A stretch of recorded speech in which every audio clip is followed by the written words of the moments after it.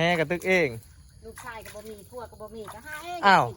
แนวนั้นบ่คือว่าเห็นอยู่อันนั้นไปหาผู้บ่าวโมเมนต์บ่สะ หาผู้บ่าวอยู่ใส่เอง คือว่าเห็นอยู่พูดไปหาผู้บ่าวโมเมนต์บ่มือเสาร์นี่พี่น้องเอ้ยมียังสิเล่าให้ฟังไปหาสอบควานได้นั่นได้ อันนั้นทันใดไปหาศอกควานแต่ดึกๆเนาะอ้าวอีสังกันนะฮะ ก็ไป กบไป อยู่ลงเลยกบเป็นไปพี่น้อง เละเรื่องนี้บ่เรื่องนี้ลง45เท่านะ อะไรกินเจ้านะกี่ชาตามขึ้นแหนกเข้าไปไอ้กี่ระ เอ้ บาย ย นะ เทียวิน แต่ระบายไปยืงตัวอีเด้อ เรียนเที่ยวหน่อย เฮ็ดปง เรียบปง จะปงกบลักเทียเสร็จแล้ว ตอนนั้นจะมาโจหน่อย เขายัง โอ้ ป่า ขนาดนี้หลังแล้วนำโบราณเลยเนาะ แม่นกบมุดถีบเลยบ่นะฮะ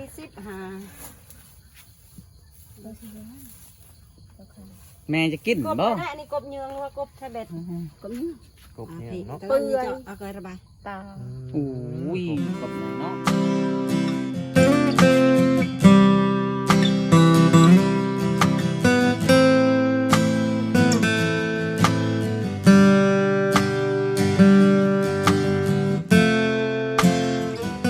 ก็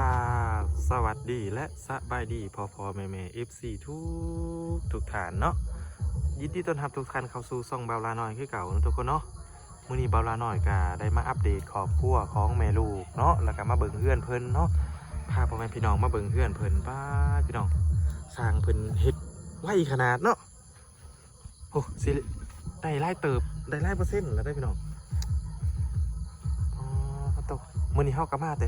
เช้าเนาะพี่น้องเนาะแต่ว่าสร้างเพิ่นก็บ่ทันมาเนาะเพราะว่าเฮามาอัปเดตให้พี่น้องเบิ่งแต่เช้าๆเลยมื้อนี้ป้าโถนี่บอลเบาลาวางไว้ตอนนั้นว่าเขาต้องต่อเขากับเขาต่อเขาแล้วด้วยพี่น้องเด้อลองอันนี้เขาต่อเขาเรียบร้อยแล้วเนาะเขาสิพาพี่น้องเลาะ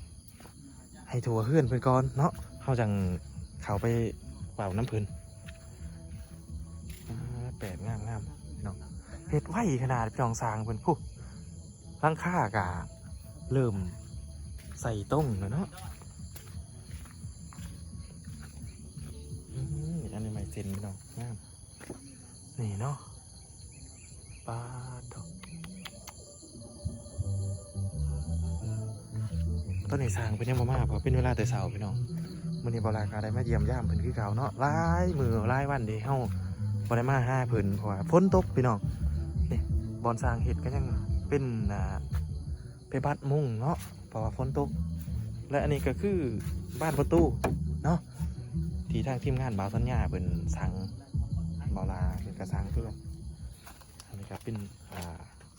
ปงเยี่ยมตัวงามพี่น้องงามขาดวานาบ่เฮิงจะได้ขึ้นเพื่อนเนาะพี่น้องเนาะเดี๋ยวเฮาสิเขาไปสอบถามแม่เพิ่นเนาะไปเขาไปเลยพี่น้องหลังจากที่เฮาสำรวจทางนอกแล้วเฮาก็สิพาสำรวจทางในเนาะพี่น้องเนาะก็คือว่าอยากเว้าว่าที่เบาลาว่าไว้ว่าสิใหญ่อันบอลอันนี้เนาะก็คือถ้วยนี้ห่างถ้วยนี้เนาะเขาไปในเฮือนในบ้านเพิ่นแต่ว่าฝนยังบ่หยุดเนาะก็เลยบ่ทันได้ย้ายเทื่อพี่น้องผู้ใดจนทาให้มันสะดวกสบายขึ้นแล้วก็จังสิย้ายเพิ่นเนาะพี่น้องเนาะเฮาสิเข้าไปสอบถามเช้าแน่นหน้าว่าจักเพิ่นเฮ็ดอิหยังสบายดีเด้อสาวแน่นหน้าสบายดีโอ้เฮ็ดเพียงอยู่นี่ฮะต้มน้ำใหม่ได้มาใช่หน่อไม้ไปหา น้ำไม้เบาลามาแต่บ้านนับประสู น้ำไม้บาลามาแต่บ้านนาปะสู้ บ่พร บาลาบ่พอดเนาะแม่ไปใช่แม่ ไปหาพื้น แม่ไปหาพื้น โดย โอ้พื้นเบิดมาได้พี่น้องทานเบิดแหละคือว่าทานมีอีกคือบ่ได้ดังทาน มี แต่เอาไว้ดังนอกจากดังพื้นเนาะ โดย แม่ไปหาพื้นพี่น้องต้มน้ำไม้กินละข้าวสาว ยัง ยังไม่ทันกิน โดย สาวทันกินเนาะก็ถือว่าตอนนี้ก็7:00 นกว่าแล้วเนาะมาทันกินข้าวสาวเนาะไปได้เมื่อคืนนี่ฝนตกอยู่บ่นี่ ปอ ฝนบ่ได้ตกเนาะ โดย ดีฝนบ่ได้ตกพี่น้องเอาหมกถั่วบ่ได้ซื้อมาให้นะ บอสิงา บ่าวสัญญาซื้อมาให้ โดย โอ้มักตัวบ่าวสัญญาซื้อมาให้เนาะเป็นต้มน้ำใหม่พี่น้องตัวบ่ได้ไปโรงเรียนมื้อนี้ก็ได้วันเสาร์ โดย แต่คืนนี้กินข้าวกันยังคืนนี่ กินกันทำไม กินกันน้ำใหม่คือเก่า โดย โอ้มักว่าน้ำใหม่นี่ มัก แซ่บเนาะ โดย ตั้งแต่เข้ามาลิ้นน้ำหนองแน่นหน้าเนี่ยครับบ่เคยเป็นเห็นกินมาม่าจักเถื่อเห็นเป็นกินมาม่าจักเถื่อกินบ่มาม่ายากอยู่ บอ บ่ยาก โดย บ่เห็นเพิ่นกินมาม่าพี่น้องเห็นแต่เพิ่นกินแบบเป็นกบเป็นเขียดเป็นหน่อไม้เป็นเห็ดไปว่าสิเนาะก็คือเพิ่นเอาเพิ่นประมักเด้อพี่น้องเด้อจากที่เฮาถามน้องแน่นหน้าแล้วค่ะเฮาสิมาถามแม่เนาะสบายดีเด้อแม่เด้อ สบายดี ใช่นั่นน่ะไปใส่แหละนั่นน่ะ ตักน้ ปักน้ โอ้ ำ น้องแน่นหน้าไปตักน้ำ ใช่นะฮะว้าด ใส่ ใช่ ตักอีไส บ่เห็น มิดจิรีบ่เห็นเนาะโอ้ตักน้องซะนี่เด้แต่ว่าบ่เห็นเก่าแม่สิเฮ็ดซักอันนี่ ำพลังมันพลังกดมันคือมัน โอ้ก็ได้ว่าสิเฮ็ดกินได้ยังกินมื้อนี่ กบ กินกบ โดย เพิ่นได้กบกินอยู่กับมือพี่น้อง ทีเลย กบได้มาใช้อีกมื้อนี่อย่าบอกนะเป็นเหยื่อเอง ไปยืมเอง ไปเหยื่อเองปาด แต่ว่า กบก็ไปเหยื่อเอง โดย ป้าก็ไปหาเอง ใช่สิหาบ่มีผัว แห่ก็ตึกเอง ลูกชายก็บ่มีผัวก็บ่มีก็หาเอง อ้าวแนวนั้นบ่คือว่าเห็นอยู่อันนั้น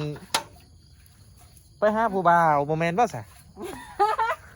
หาผู้บ่าวอยู่ใส่เอง คือว่าเห็นอยู่หุ่นไปหาผู้บ่าวแม่นบ่มื้อเช้านี่ ไปหาผู้บ่าว พี่น้องเอ้ยมีอิหยังสิเล่าให้ฟัง ไปหาซอกควานได้นั่นได้ อันนั้นทันใด โดย ไปหาศอกควานแต่ดึกๆเนาะ ต่อไปลูกกินนี่ คือว่ามื้อเช้านี่เนาะ เออ แม่เพิ่นว่าบ่มีคนหากินให้ เอาสบายดีได้อวะ โดยสบายดีสบายดีเปล่าสัญญา บ่มีคนหากินหายพ่อแม่ได้ไหมฮะ แม่นเพิ่นแม่เพิ่นว่า อยากไรอันนั้น ผู้ชายลูกผู้ชายก็บ่มี อืม แต่กับพวกก็บ่มี โดย เฮาก็เลยว่าเอ้ามื้อเช้านี้บ่แม่นบ่ไปหาผู้บ่าวว่า อ๋อ แต่แม่เพิ่นก็เลยถึกใจเนาะ ใจเนาะทุกคอเนาะ แม่แม่ถือคอแต่ว่าแม่เพิ่นไปธุระเนาะไปหา บ่ฮู้ จับควาน ไปหแม่เนาะ ไม่ได้ไปหาไผ ไปหาสอควาน อืม แล้วจะว่าไปปลุกเขาแต่เช้าเขาว่าไปปลุกแต่4โมงพุ่นว่า เขาเสือดอนฮะ ฮะ พอไปจนดอนลุกหนึ่งเขาก็จนสุกมันจะว่าวมันหยอก หยอกเนาะเราหยอกเราว่ามากก็เคาะปกปกปกปกว่ะเอาเคาะไอ้ช่างหวายดอนปกปกว่ะจักว่ะ ตื่นอันนี้ก็คิดว่าไพ่เด้มาปลุกว่าเพิ่นว่าเพิ่นเปิดประตู ใช่ไหมอดอน เอาผัดเป็นแม่ว่ะเอาแหล่ผู้ชายมาหาเพิ่นถีเลยว่ะ แต่ดึกๆว่าซั่น คือเนาะอดอน เออ อดอนคนเฉลิมนี่แหละ โอ้ท่านเป็นไปได้เอาได้บ่แม่สมัครเปรียบว่า โอ้บ่ได้แล้วลูกเอ้ย บ่ได้เนาะ บ่ได้บ่ อย่าแล้วลูกเอ้ย แต่ทั้งอายเพิ่นว่าโอเคเลยได้ตกลงเลยแล้วว่า เราว่าคันเป็นแม่ชีบ่ให้ไปหาดุได้แล้วว่ะไปปลุกอีก2-3เทื่อนี่บ่ได้ได้แล้วว่ะ อืม บ่ได้ไปปลุกอดอนได้ ไปหาสอควานเนาะ ยางพาซื่อๆเนาะ ยางพาซื่อๆแม่น เราบ่ได้ปลุกเรา หักไปเคาะประตูลิ้นเนาะ บ่ได้ไปเคาะประตูเราได้ อืม ไอดอนเราคนขยันอยู่แล้วเนาะเราตื่นเลิกลูกสาวอยู่แล้ว พอก็ไปกับทามอดอนว่าอดอนนี่ใส่ผ้าเจ้าเด้ มันก็ อืม แบ่งเขาอยู่ บ่มักยังไปหาผ่าเนาะ บ่เอาแล้วลูกเอ้ย ยอก เดี๋ยวเพิ่น ใส่อันนั้นดำควานเจ้าหันไปปะนะใส่ มันเด้ยังมาได้ทากแกหน่อยก็ ไอดอนคนขยันว่าอันอยากเฮ็ดสอควานให้ก็บ่เอาว่ะ อืม บ่ก็บ่เอาแล้วสาวฟันอดอนฮะ บ่เอาเนาะบ่โทษบ่สัญญาสิพาเบิ่งทุกคนเลย อืม บ่เป็นกะคอยเฮ็ดนั่นแหละเบิ่งเอาแสงมวย น่าสิเป็นไปได้ อยู่ ไป เนาะ เว้าลิ้นไปลิ้นมาพัดว่าอีลี่นี่บ่สัญญาสิเจิบเลยแล้วแหละ โอ้ ถ้าเบิ่งโลด เจิบเลยแล้วแหละเนาะบ่ล่ะเนาะ แม่ ส่องเห็น เจิบเล บ่ ย ใจแม่นี่ถ้าเบิ่งโลดฮะอย่ามันแน่ลูก มันไม่ใหม่อยู่นะเราก็เลยว่าไปเนาะแม่เนาะ อยู่ปุ่นป่าไปทางใดจ้ะ อืม ไปตัดทางใดตัดทางใดก็ยัน เอา ที่ ปะ เขา พิษปลาไม่ให้ซักเนาะก็เลยว่าไม่แต่หน้าไอดอลเท่านั้นแหละบ่พิษเนาะ แมนเขาได้ตลอด24ชั่วโมง อาหารวันเขาเคย จืดแล้วบ่แม่เนี่ยฮะ จืดแล้ว จืด จมกบพี่น้อง เอาล่างให้ลูก ถ้ามองได้เด่น กบก็เพิ่นไปหาเองเนาะไปเลี้ยงเองว่าซั่น อย่างเอง ลูกชายก็บ่มีครูอยู่นำก็บ่มี นี่จะนั่นหน้านี่ หรือว่าสามีเพิ่นนั่นแหละก็บ่มีเพิ่นก็เลยจำต้องไปเลี้ยงเองเนาะ นั่นหน้าอย่าให้แม่ไปเยื่องคนเดียวเด้อ จักวันนัด ทุกคนเนาะ ก็บ่จักแหล้วโอ้ถือคอพี่น้อง คอยแหมว ป้าตัวมื้อนี้เพิ่นมีความสุขเด้เพิ่นไปหาแต่เช้าเลยได้มื้อนี้ บ่ได้ว่าสัญญาบ่อยากเชื่ออะไรได้ กะเริ่ม เริ่มบ่อยาก เริ่มบ่อยากเสือคือกันแหละเนาะแห้งสืบกับแห้งออกอาการกับว่าแมนเนาะ แม่น อืม จากนั้นก็สู้ทุกคนเลย โอ้ย เป็นยังหรอก อันนี้เว้าหยอกเว้าหัวเพิ่นเนาะแต่ว่า แมนหยอกเนาะ บ่อยากให้เพิ่นไปหาเยื่องกันคืนแล้วให้หน้าเบิ่ง โอ้ย ไปนำกันหน้าเอ้ย โดย เป็นยังหรอก จังมาเพิ่นว่าอ้าวไอ้แม่คือมา2คนผัดว่าบ่ได้อีกแล้วเนาะ อืม เพิ่นหัวทุกคนได้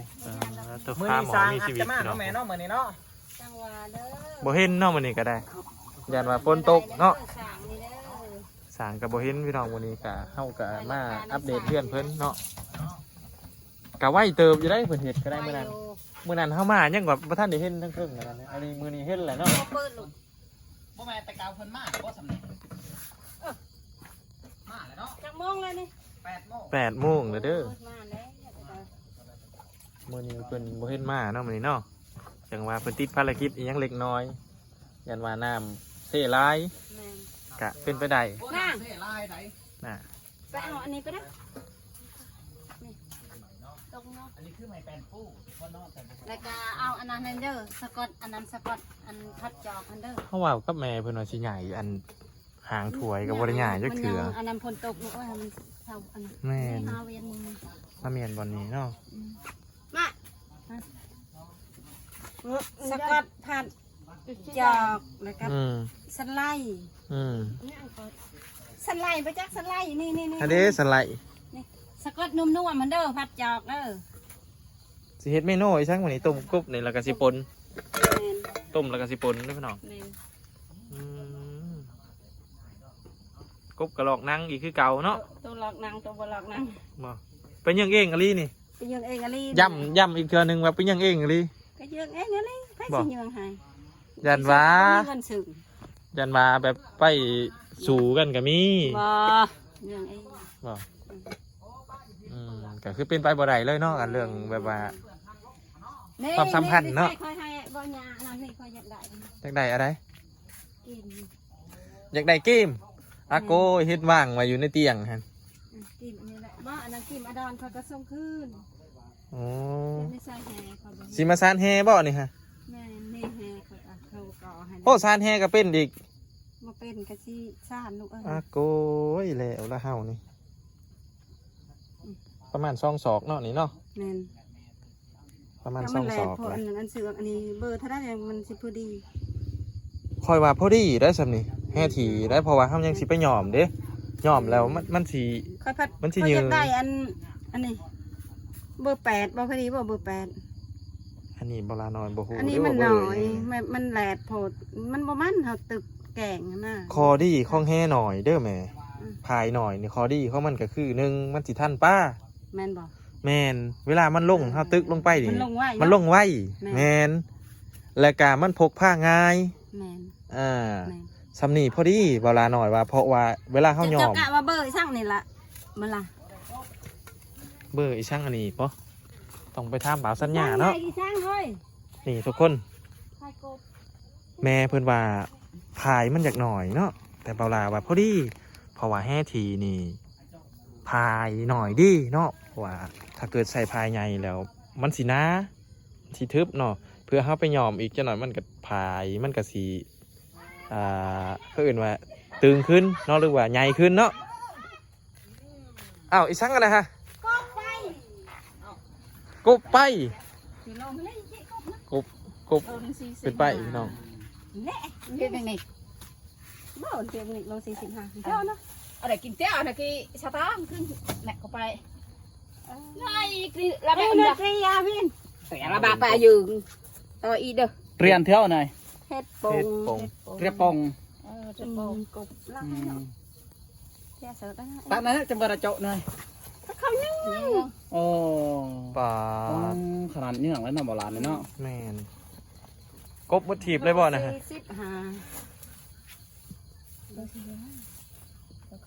แม่จะกิน กบ บ่ ได้อันนี้กบเยืองว่ากบใช่เบ็ดกบเยือง กบเนี่ยเนาะ เปื่อยเอาเคยระบาย ตา โอ้ยกบใหญ่เนาะกบเฮากันยังไล่เด้อว่าแม่ ยังสองสามตัวนะ จะกินบ่ คิดนั่นแหละ อืม มันสิได้จักโลเนี่ยเอาโลนึงดู บ่มีสิ บ่มีสิ่ง บ่มีสิ ไม่ซิงยังว่า มีเพิ่นมี เอามา ซิง30เอาเปล่า สิ่งตังเหรอ ไอ้ซิงต่างกับซิง30ซิง30ได้ออนได้ไปติด แล้ โล ว ก แล้วเมดู มาพิจารณากันเบิ่งใหม่มา ค่อยอัน ผู้หนึงอยากขาย ซิง ต่างเนาะ แม่น ผู้หนึงอยากขายสิ่ง30 ซิงค่อยแบบซิงค่อยซื้อเฮ็ดซื้ออันนั้นได้นะคะ อ่านบ่ บ่อ่อนนะสิ่งเราแข็ง แข้งมันเป็นเล็ก เป็นเล็กคร บ่ บ เสือ บ่ บ่เสือครบเบิ่งเลย แต่เขาครบอันครบบ่ได้ ครบบ่ได้มาแต่ใช้นะฮะปอดุดีเจ้านี่เนาะ ไปจริงบ่ได้บ่ได้ ใจนูนี่ใจนูว่าใคร จริงจริงจริงกันค่อยซื้อก็ ก็ถือว่าเป็นสิ่งที่เขานิยมใส่กัน นี่ค่อยซื้อ ตั้งแต่ยุคสมัยโบราณมาถึงปัจจุบันเนาะ แม่นเอาเฮ็ดให้ฉันคือเป็นสีเหลืองๆอันนี้ เฮ็ดวาย เฮ็ดวาย ไว้เนาะใช้ทดลองให้เบิ่งเนี่ย ติดเบิ่งดูอันนี้ได้เท่าไรติดเบิ่งดู กำจะคิด ติดอะไรจะได้จะขีดทุกคน เอากระสิมา ได้ เบิ่ง เฉพาะขีดหนึ่ง ได้แหละ เวลาเราเที่ยวเอาจะตื่น โอ้ย บ่ฮอดขีดบ่น่ะหรือเป็นอะไร มาเบิ่งมัน30 ก็จะเอาใช้กันไปหา อืม โอ้เป็นแม่ค้าได้ได้นี่ ขีดเดียวอันนี้ค่ะ ขีดเดียว เดียวโลเท่าไรเขาจะซื้อสไลด์นี่ ก็ได้อันนี้ก็10,000 โอ้10,000โล10,000พอได้กัน10,000โลละแสน โล นะ ละ จ๊ะ แสน อันนี้ก็ก็ได้อันนี้3,000บ่ อืมอันนั้นบ่ โล ได้ ละแสนเนาะไปเบิ่งกบเจ้าหันเจ้าว่ามันจอยบ่จอยหัน จ่ายได้ เป็น ก็ ไง คอยได้ไปเบิ่ง จะเป็นกบต่อพี่น้อง เพิ่นยันเป็นกบขี้กระเดื่อนเพิ่นก็คือช่องยางหันหน้าบ่ล่ะ เห็น แม่นโอ้เพิ่นจับเบิ่งทองเมื่อกี้เด้เพิ่นปีนเอาเมื่อกี้เด้ เพิ่นก็จะเปลี่ยนใจแล้วได้ แม่นสิไปเบิ่งกบเนาะ แม่นละครั้งไว้ซ้ำมื้อ สามมือได้หวานคืน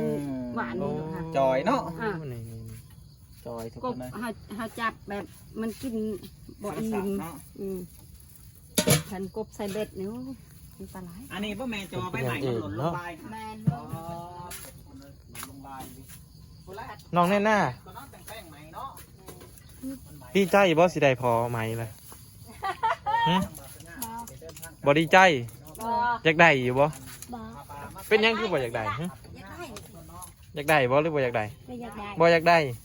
แล้วสิเฮ็ดได้แม่ก็ไปหาแต่ดึกๆปุ๊บ อยู่น้ำบานน้ำเพื่อนกับว่าแม่ เห็นนะทุกคนเพิ่นว่าก็อยากได้อยู่อยากมีอยู่เนาะเพื่อมาเลี้ยงลูกเพิ่นแล้วก็มาดำเนินครอบครัวเพิ่นต่อเนาะซอยกัน แมน ซอยกันสร้างซอยกันหาเพิ่นว่าเอาล่ะทุกคนสำหรับคลิปนี้ก็บ่มีหยังหลายเนาะบ่าวหลาสิจบคลิปเพียงเท่านี้เนาะคลิปหน้าพอกันใหม่โปรดติดตามคลิปต่อไปพี่น้องว่าสิเป็นจังไดเนาะสำหรับคลิปนี้บ่าวหลาสิขอกล่าวคำว่าสบายดีสบายดีสบายดีโดย แรงเด้อความเจ็บอย่าให้ได้ความไข้อย่าให้มีเด้อ โดย